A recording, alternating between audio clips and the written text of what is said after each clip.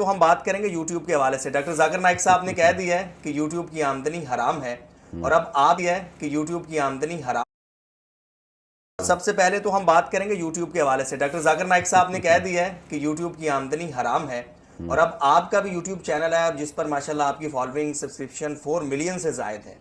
تو پہلے تو یہ بتائیے گا کہ کیا آپ کا چینل مونوٹائز ہے, اور بالخصوص یوٹیوب کی ارننگ کس طرح حرام ہے, کس طرح حلال ہے؟ یوٹیوب کی آمدن کے حلال یا حرام ہونے کا اس سے تعلق نہیں ہے کہ میرا چینل مونیٹائز ہے یا نہیں ہے. اگر حرام ہے تو میرے چینل کے مونیٹائز ہونے پہ بھی حرام ہے وہ. اگر حلال ہے تو اگر میرا چینل مونیٹائز نہیں بھی ہے تو بھی حلال ہے. تو حلال و حرام کا اس سے تعلق نہیں ہوتا کسی مفتی کے ذاتی عمل سے. حلال و حرام کا تعلق فقہی مسئلہ ہے کہ اگر آپ ناجائز چیز کو پروموٹ کر رہے ہیں اور اس ناجائز چیز کی پروموشن کی آپ کو ارننگ آ رہی ہے تو وہ حرام ہے. جائز چیز کو پروموٹ کر رہے ہیں, اس کی آپ کو ارننگ آ رہی ہے تو وہ حلال ہے. اول نظر میں کوئی چیز دیکھ کے فوراً حرام قرار دے دیں تو آگے اس کے سائیڈ ایفیکٹ کیا چلیں گے آگے تک, کن کن چیزوں کو حرام قرار دینا پڑے گا آپ کو, تو بہت ساری چیزیں پھر حرام ہو جائیں گی. مثال کے طور پر اگر ہم کہتے ہیں نا یوٹیوب پہ جو اشتہارات آتے ہیں اس میں لڑکیاں بھی آتی ہیں اس لیے یوٹیوب کی ارننگ حرام ہے, تو اس کا مطلب پھر یہ ہوا کہ جو ٹیلی ویژن کے جو نیوز اینکر ہیں ان کی تنخواہ بھی حرام ہے. کیونکہ ٹیلی ویژن پہ جو اشتہار چلتے ہیں اس میں کون سا کوئی دوپٹے میں خواتین آ رہی ہوتی ہیں, وہ بھی تو یا کوئی اسکارف میں آ رہی ہوتی ہیں. تو یہ صرف یوٹیوب کے جو جن کے چینلز ہیں نا ان کی ارننگ کا مسئلہ نہیں ہے, یہ تو پھر بہت لاکھوں لوگ اس کی لپیٹ میں آئیں گے, بلکہ کروڑوں لوگ لپیٹ میں آئیں گے. تو اسی وجہ سے جب کوئی مفتی کسی مسئلے پہ ریسرچ کرتا ہے نا تو ان تمام پہلوؤں کو سامنے رکھ کر یوٹیوب میں 2 طرح کے اشتہار آتے ہیں. ایک اشتہار تو وہ ہیں, بلکہ ہم اس کو 3 حصوں میں تقسیم کر دیتے ہیں. ایک اشتہار تو وہ ہیں کہ جائز پروڈکٹ ہے جس کو پروموٹ کیا جا رہا ہے اور اس کو پروموٹ کرنے کا طریقہ بھی جائز ہے.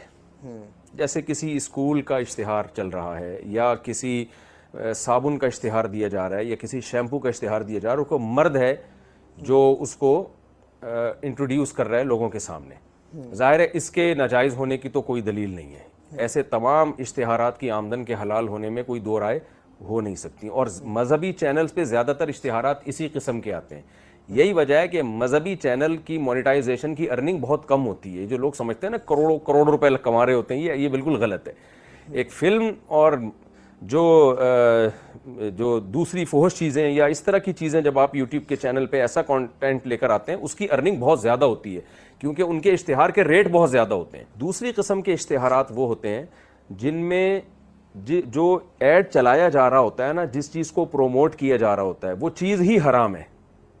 جیسے شراب کا ایڈ چل رہا ہے, سودی بینکاری کا ایڈ چل رہا ہے, تو یہ ایڈ ہی ناجائز ہے. یا کسی فلم کو پروموٹ کیا جا رہا ہے, بھئی فلاں تاریخ کو کوئی نئی فلم آنے والی ہے, تو جو بے حیائی پر مشتمل کوئی فلم ہے اس کا ایڈ چل رہا ہے, تو وہ اس کی آمدن بہرحال حرام ہے. تیسرے قسم کے اشتہارات یوٹیوب میں وہ ہوتے ہیں یا فیس بک پہ وہ ہوتے ہیں کہ چیز وہ ہے جو جائز چیز ہے.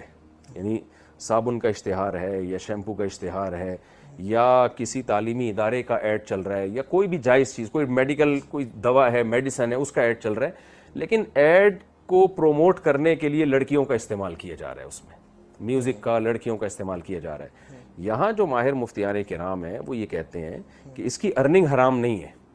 وجہ اس کی ہے کہ ارننگ لڑکیاں دکھانے کی نہیں لی جا رہی ہے, اس میں ارننگ کمپنی کی پروڈکٹ کو پروموٹ کرنے کی لی جا رہی ہے.